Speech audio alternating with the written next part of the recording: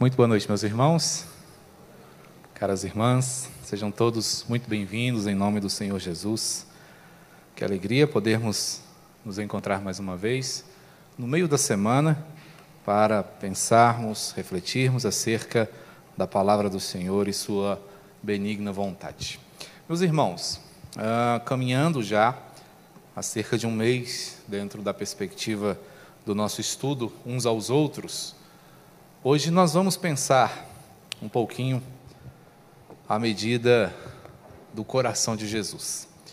Queria, nesse ínterim, convidar você a abrir a sua Bíblia para que possamos juntos meditar no que Ele mesmo tem a nos falar nesta oportunidade. Eu queria convidar você a abrir a palavra de Deus em Romanos, capítulo 15. Romanos, capítulo 15. Nós vamos ler alguns versículos.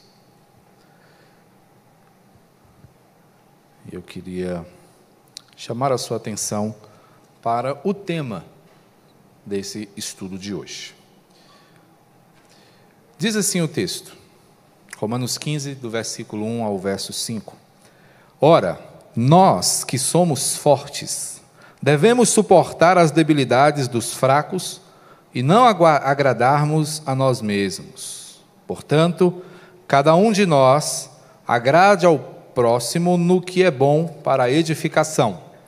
Porque também Cristo não se agradou de si mesmo. Antes, como está escrito, as injúrias do que te ultrajavam caíram sobre mim. Pois tudo quanto outrora foi escrito para o nosso ensino foi escrito, a fim de que pela paciência e pela consolação das Escrituras tenhamos esperança.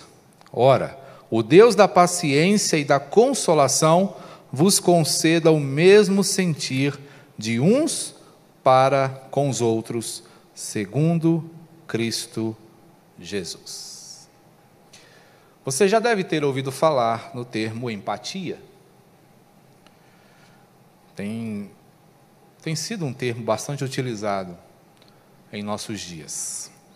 Até porque nós temos visto a hostilidade alcançar níveis cada vez mais severos mundo afora. A violência, a intolerância e coisas dessa natureza têm marcado as relações humanas. De modo que tem se feito um apelo para que as pessoas sejam mais empáticas umas com as outras. É interessante que esse termo e esse tema não é estranho à palavra de lutar, trabalhar pelos mesmos propósitos. É disso que Paulo está tratando quando ele escreve aos Romanos. A carta de Paulo aos Romanos é um tratado teológico belíssimo, onde ele aborda diversos temas envolvendo não só a questão teológica, ou seja, os saberes acerca do Senhor, mas também como os servos de Deus podem se relacionar. No capítulo 14, Paulo já está tratando essa questão da tolerância entre as pessoas. Ele vai abordar ali situações que envolvem acolhimento, envolvimento, paciência, suporte e comunhão. Portanto, irmãos, esse é um desafio recorrente para nós. Ao longo da nossa vida, nós sempre nos depararemos com situações envolvendo outras pessoas. Isso começa desde a nossa casa e alcança níveis sociais, profissionais, acadêmicos, enfim. Em todas as áreas do relacionamento humano, nós vamos nos deparar com situações envolvendo os relacionamentos. De modo que, enquanto igreja, nós precisamos considerar, quando o equipamento não ajuda, nós precisamos considerar a importância disso para o Senhor e para as nossas vidas. Então, é importante que eu e você saiamos daqui hoje entendendo que esse é um assunto que interessa ao céu. Esse é um assunto que diz respeito ao Senhor, porque está intimamente ligado à sua vontade para a minha e para a sua vida, não só na noite de hoje, mas ao longo de toda a nossa caminhada. Queria perguntar para você, como Jesus se sentiria em nossos dias? Você já parou para pensar? Conhecendo Jesus como você conhece, sabendo o que Ele mesmo afirmou a seu respeito, Jesus, Filho de Deus, homem. Jesus na sua pele, Jesus na sua condição, porque Ele desceu à nossa condição. Ele suportou as nossas dores. Ele sentiu o que é ser um humano. Imagina aí, que sentimentos passariam pelo coração de Jesus? Você consegue vê-lo como uma pessoa? Você consegue enxergá-lo como o homem que ele sempre afirmou ser?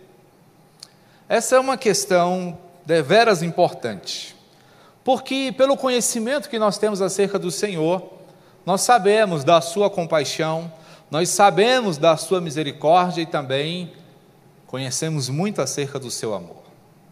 Amor, inclusive, que o levou a estabelecer, como ele mesmo disse, um novo mandamento. É de Cristo a ideia de nos amarmos cada vez mais. E aí? Isso te deixa perturbado? Isso te inquieta? Isso te incomoda? Se não, deveria. Nós deveríamos nos sentir profundamente incomodados em pensar sobre o que passa no coração de Jesus. Porque temos aqui, irmãos, diante de nós, a ideia de sermos empáticos. Mas essa empatia não é apenas aquela conexão que nós muitas vezes nutrimos com algumas pessoas. Acho maravilhosa a empatia das mães com os filhos. As mães conseguem perceber, sem palavras, as angústias, os sentimentos, as necessidades dos seus filhos. Alguns filhos também, pela ligação que possuem com seus pais, conseguem fazê-lo.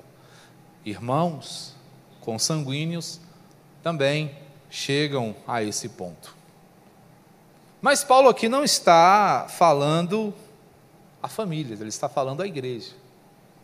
Ele está falando a pessoas de origens diversas, gregos, judeus, escravos, livres. Ele está falando com várias classes, com vários tipos de gente, e recomendando que essas pessoas tenham o mesmo sentimento em relação aos outros. E o parâmetro é sempre Cristo. O parâmetro é Jesus. Então, para nós pensarmos no sentimento de Cristo Jesus, nós precisamos entender alguns aspectos da sua oração. Jesus foi um intercessor poderoso. Ele orou por mim, orou por você. E o que Jesus pediu para nós? Se você não se lembra, eu recomendo você a visitar com razoável frequência o capítulo 17 do Evangelho de João. Ali você vai encontrar Jesus orando por você, antes de você ser quem você é. Jesus já pensava em você na oração que ele fez.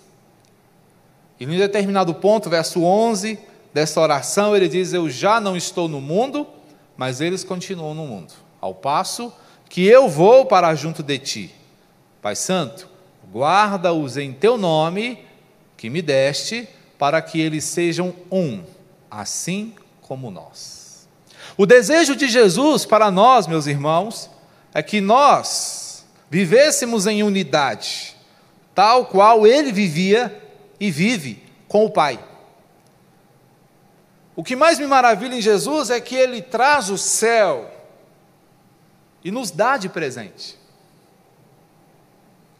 Jesus deseja que eu e você tenhamos as mesmas alegrias, as mesmas bênçãos, as mesmas maravilhas que Ele experimentava lá no céu, na presença do Pai, na companhia do Espírito. E o que Ele deseja é que nós sejamos um, com Ele e entre nós. Por que é importante nós pensarmos nisso? Porque somos hábeis dissensores. Nós temos uma facilidade muito grande para a separação. Por qualquer razão, nós não vemos dificuldade em separar, em distanciar, em cancelar, em anular. Nós riscamos nomes da agenda do nosso coração com razoável facilidade. Muitas vezes nós nem sofremos. Nem sofremos. A gente esquece. Então é importante você pensar que Jesus orava por você e Ele pedia para você unidade. Considere isso, porque esta é a perspectiva de Jesus para a sua igreja.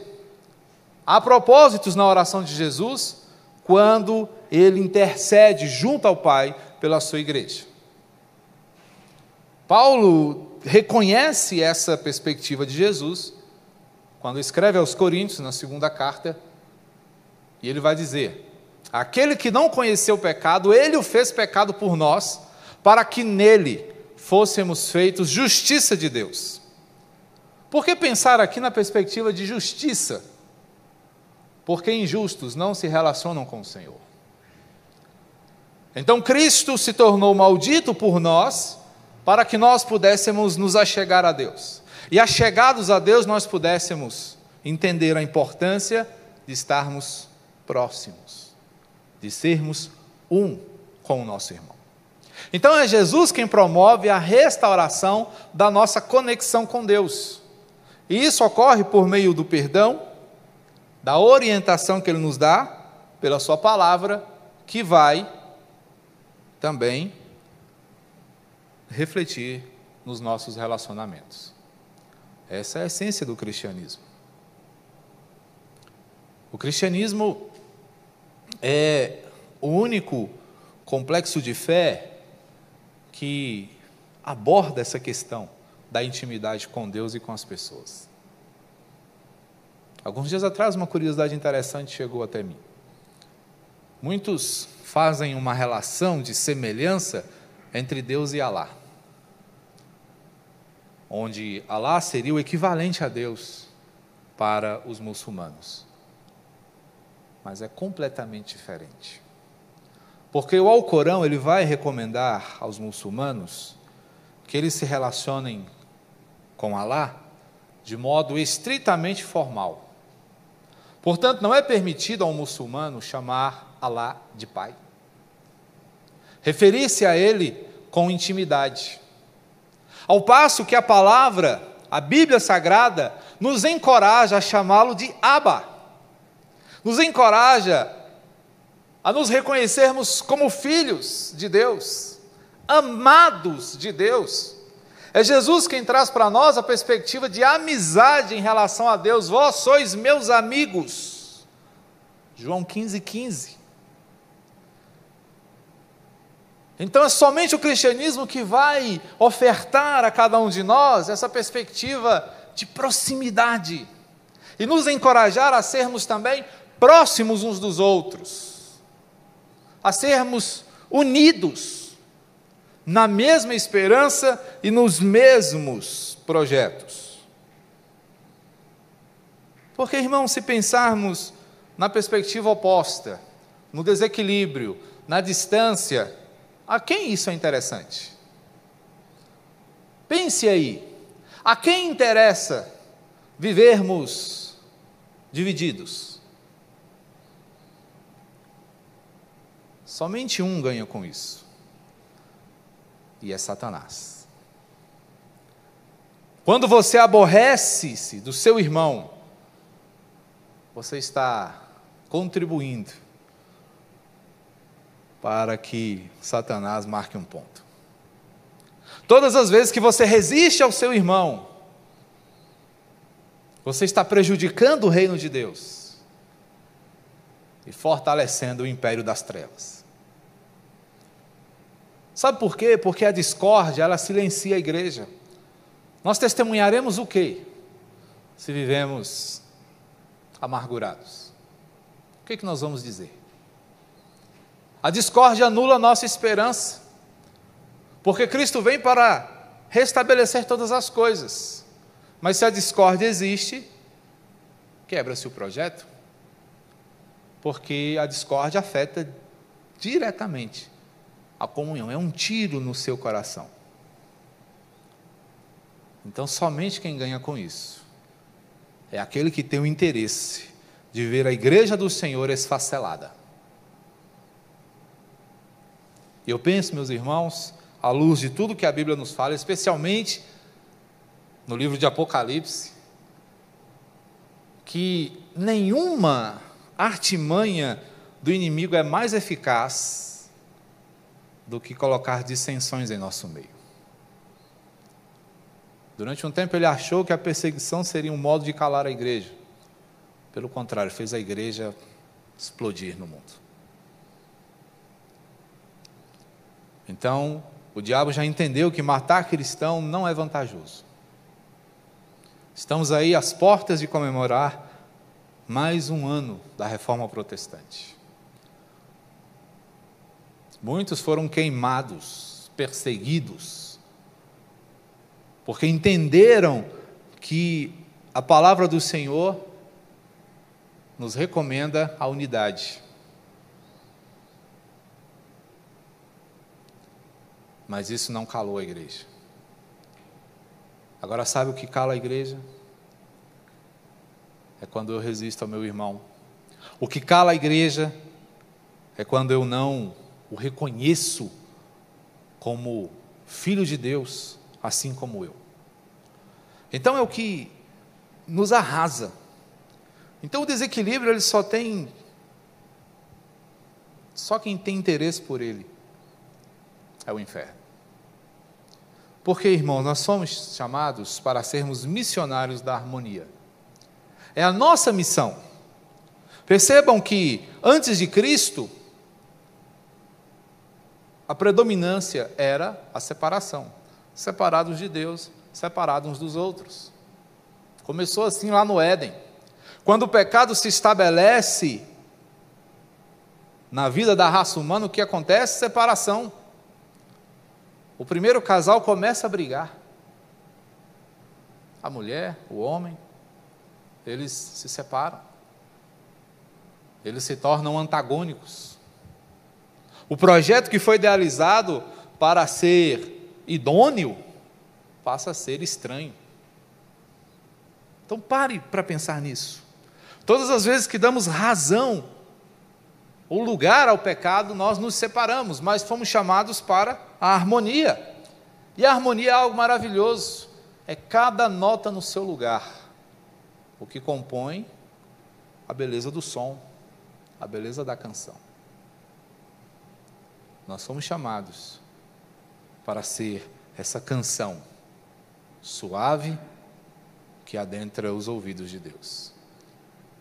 João 17, mais um trecho da oração de Jesus. Eu lhes tenho transmitido a glória que me tens dado. Olha só como Jesus é maravilhoso.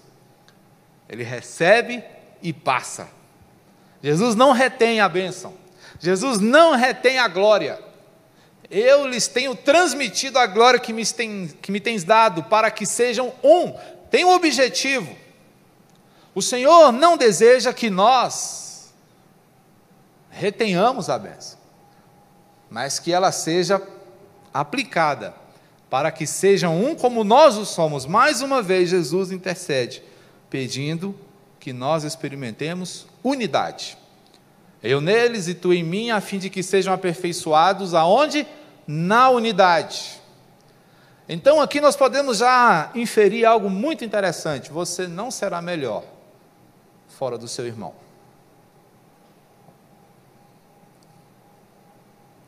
Se você quer agradar o Senhor, se você quer crescer em graça, em santidade, em conhecimento, é junto. O movimento dos desigrejados ilude as pessoas, mentindo para elas, dizendo: você não precisa de uma comunidade para servir a Deus. Aqui está o contraponto. A fim de que sejam aperfeiçoados na unidade. Eu não serei melhor sozinho. Ah, pastor, mas dá trabalho. Dá. Mas é melhor. Casamento dá trabalho, mas é melhor casado. Filho dá trabalho, mas é uma bênção tê-los em casa. Amigo dá trabalho, mas é uma bênção tê-los conosco. Vizinho dá trabalho, mas é uma bênção saber que a gente não está sozinho numa cidade. Então, sigamos. Para que sejam aperfeiçoados na unidade, para que o mundo conheça que tu me enviaste. Então você quer ganhar o mundo, meu irmão? Comece ganhando as pessoas ao seu redor. Deixa eu te falar uma coisa. O reino de Deus não é feito de lobos solitários. Vamos mudar o termo. O reino de Deus não é feito de ovelhas solitárias. Ok? Ovelhas vivem em rebanho. Certo? Até mesmo os lobos têm o seu grupo, têm as suas alcateias. E as ovelhas vivem em rebanho. E é dessa maneira que nós mostramos ao mundo quem é o Senhor. Então, se você diz: eu quero ganhar as pessoas para Jesus, mas não suporta o seu irmão, desiste do seu irmão, se separa do seu irmão, sinto muito te dizer, e me alegro em te dizer também, você não vai ganhar ninguém. Não para o Senhor. Porque para que possamos mostrar ao mundo quem é o Senhor, é preciso que sejamos aperfeiçoados pela unidade. Para que o mundo conheça que tu me enviaste e os amaste, como também amaste a mim. Então é na unidade que nós temos a certeza do amor do Senhor. É na unidade que nós falamos do amor do Senhor. Pela unidade, irmãos, nós podemos ganhar pessoas, até sem falar muita coisa. Óbvio que a pregação exige verbalização. Eu não concordo com essa ideia de pregue, se possível, com palavras. Você tem que falar, tá? Mas também tem que viver. E nós vivemos em união. Nós vivemos em unidade. Somos chamados para isso. É assim que nós entramos em conformidade com a vontade do Senhor, para que sejamos aperfeiçoados por Ele mesmo. Portanto, essa harmonia é marcada por pessoas que lutam pela mesma coisa. Então, gente, o mandamento é esse mandamento não é meu, ele não é presbiteriano, ele é de Cristo. Amem-se. Amem-se. É Cristo que manda isso aqui. Não é ideia de Paulo, não é invenção de Pedro, nem de nenhum profeta. Foi Cristo que falou: amem-se, porque eu já amei vocês primeiro. Então vocês já sabem como fazer. E o amor de Cristo, meus irmãos, ele possui um padrão elevadíssimo, é um padrão sacrificial. Então o amor envolve isso. Então é muito fácil, é muito cômodo você chegar e falar assim: olha como é que é fulano. Não dá para andar com ele não. Se você se acha tão bom, influencia.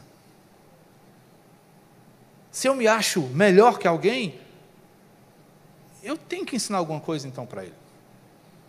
Mas a gente só quer receber das pessoas, o que a gente tem para dar? O que a gente tem para oferecer? Essa é a grande pergunta.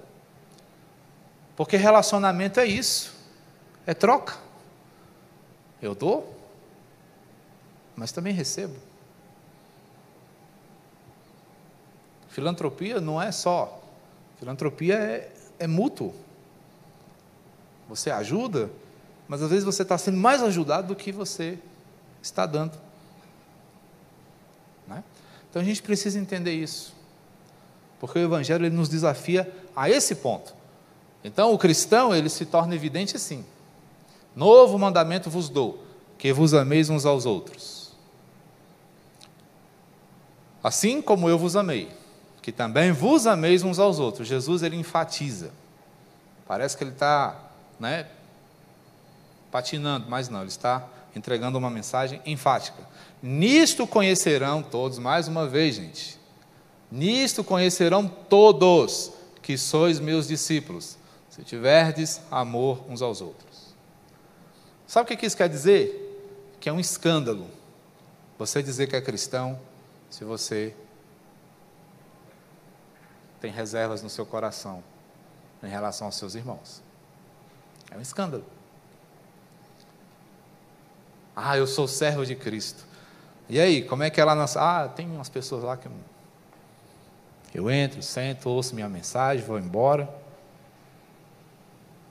Isso não é cristianismo, gente. Não é essa a vontade do Senhor para nós. Não falo como alguém que não tem dificuldades. Tem. Há quem tenha reservas comigo. Tenho reserva para com alguns. Mas a gente não pode simplesmente falar assim, é assim mesmo e pronto. Não. Tem que lutar. Tem que ir lá. Tem que buscar. Tem que restaurar. Tem que conversar. Tem que se perdoar. Tem que se ajudar. Estamos falando de um mundo real, de uma realidade que é a nossa. O que não dá, meus irmãos, é para a gente achar que está tudo bem. Então, se você tem dificuldade, ore pelo seu irmão. Se Jesus nos manda amar inimigos, irmãos, o que Ele não diria para nós? Então, nós não somos inimigos, somos irmãos, porque a unidade é milagrosa. E o Deus da esperança vos encha de todo gozo e paz no vosso crer, para que sejais ricos de esperança no poder do Espírito Santo. Então, você é enriquecido com poder. Aqui a gente poderia usar o termo empoderado, mas ele está desgastado. Mas o fato é que você recebe poder do alto, pelo simples fato de caminhar unido com seu irmão. Porque isso nos enche de esperança. E esperança promove acolhimento, promove alegria, promove, como já dissemos, a esperança. Nesse sentido, nós podemos chamar a unidade de uma virtude sacramental. O que é a ideia de um sacramento? Uma definição simples de sacramento: sinal visível de uma graça invisível. Então, quando eu participo da Santa Ceia, ou quando presencio um batismo, o que eu estou vendo ali naquele cerimonial é que Cristo está nos alimentando com o seu próprio corpo, com a sua entrega, que eu estou sendo, ou que alguém está sendo, lavado pelo poder regenerador do Senhor. Então é um sinal visível de uma graça invisível. Nesse sentido, a unidade é sacramental, porque ela é um sinal visível do que acontece no coração. A unidade é como eu demonstro o que há em meu coração. Assim como a falta de unidade também. Eu estou expondo o meu interior quando eu me nego a unir com alguém. Portanto, ela é milagrosa, ela é profunda, ela é um instrumento poderoso. Da multidão dos que creram, olha só, era um o coração e a alma, igreja primitiva. Ninguém considerava exclusivamente sua nenhuma das coisas que possuía, tudo, porém, lhes era comum. Essa ideia de tudo aqui, gente, é maravilhoso. Com grande poder, os apóstolos davam testemunho da ressurreição do Senhor Jesus, e em todos havia abundante graça. Por que essa igreja era tão admirável? Porque essas pessoas tinham o mesmo coração, a mesma alma e o mesmo poder. Então, gente, a unidade ela é transformadora. E essa igreja, ela estava impactando a sua realidade. As pessoas viam e observavam a maneira como eles viviam e falavam assim, eu quero fazer parte. Por que o movimento de desigrejado ou desigrejamento cresce tanto hoje? Porque realmente as pessoas observam o que acontece na igreja e ninguém vai querer participar das confusões que acontecem, né, dentro das igrejas. É um anti-evangelho, é uma postura, né, inversa. Então, quando nós deixamos de lutar pela unidade, nós estamos desevangelizando o mundo. Só para você ter uma ideia de como isso é perigoso e forte. Mas nós somos chamados para construir a unidade. Primeira coisa que eu e você precisamos lembrar, é possível. A unidade é possível. É difícil? É, mas é possível. Paulo, ainda escrevendo sobre isso, vai dizer, esforçando-vos diligentemente por preservar a unidade do Espírito no vínculo da paz. Esse jogo de palavras que Paulo faz é maravilhoso, mas é apenas para dizer para nós que nós temos que lutar por isso. Esforço, diligência e preservação são atitudes, são ações que eu e você devemos empreender para que a unidade não morra. Então, é encarar o desafio da convivência, é viver esse contraste das diferenças, mas confiar na intervenção de Jesus. É Ele, meus irmãos, o maior incentivador. Se você quer dar uma alegria para Jesus, una-se a seu irmão, perdoe seu irmão, encoraje pessoas a serem amigas, a serem irmãs. Não fomente divisões, não separe, trabalhe pela comunhão. Ajude o seu presidente, ajude o seu líder, ajude o seu pastor, ajude o seu presbítero, ajudem-se, porque é assim que nós conseguiremos construir a unidade. Então acredite nela. Também, construir unidade demanda esforço, é preciso querer. Se é possível, agora vem a parte do trabalho. Ora, naqueles dias, multiplicando-se o número dos discípulos, houve murmuração dos helenistas contra os hebreus, porque as viúvas desses estavam sendo esquecidas na distribuição. Eu gosto de falar isso aqui. A igreja, à medida que cresce, ela angaria novos problemas. É o que estava acontecendo. A igreja lá de Atos era uma igreja que alcançava a cidade, mas à medida que ela foi aumentando, foram aumentando as demandas, foram aumentando os problemas. E aí começou a haver reclamações. O que os apóstolos fizeram? Não, vamos desmanchar esse negócio, vamos desistir, está dando confusão, não é para ser assim, isso aqui era para ser um mar de rosas. Não, ele falou assim, não, peraí, vamos caçar uma maneira, vamos procurar um jeito. Foi aí que surgiu a figura do diácono. E quando os diáconos foram investidos e começaram a fazer o seu trabalho, a paz se estabeleceu na igreja. Mas eles precisaram trabalhar, fizeram uma reunião, chamaram o povo, vamos escolher 7 homens aí, que tenham boa reputação, esses homens vão nos ajudar, porque nós precisamos nos dedicar ao ensino, e eles vão se dedicar ao serviço. Então, todo essa organização que existe na igreja é justamente para que a unidade permaneça, gente. Não é para dividir. Entendeu? A gente não tem SAF, não tem o PH, não tem o MP, não tem UPA, não tem o CP, é porque a gente não suporta uns aos outros, não. É para a gente unir as forças. É para a gente se fortalecer. É para entender que homens precisam do apoio das mulheres e elas deles, e ambos precisam dos jovens, da vitalidade, da força, da energia que eles possuem, para que nós nos atenhamos à missão maior, que é anunciar Cristo. Não é para a gente ficar no nosso cantinho ali, no nosso guetinho ali, e falar, não, aqui é só nós, sai fora. Não, aqui não entra menino, aqui não entra... Não. É esforço.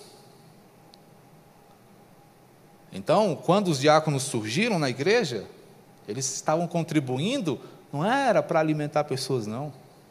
Eles estavam contribuindo para que a palavra de Deus continuasse a ser ensinada. Olha só a diferença. Então, o trabalho dos diáconos acalmou a igreja, levou paz à igreja, e os ensinos de Cristo continuaram a ser disseminados. Mas a gente precisa lutar, se a gente quer que a missão da igreja prossiga.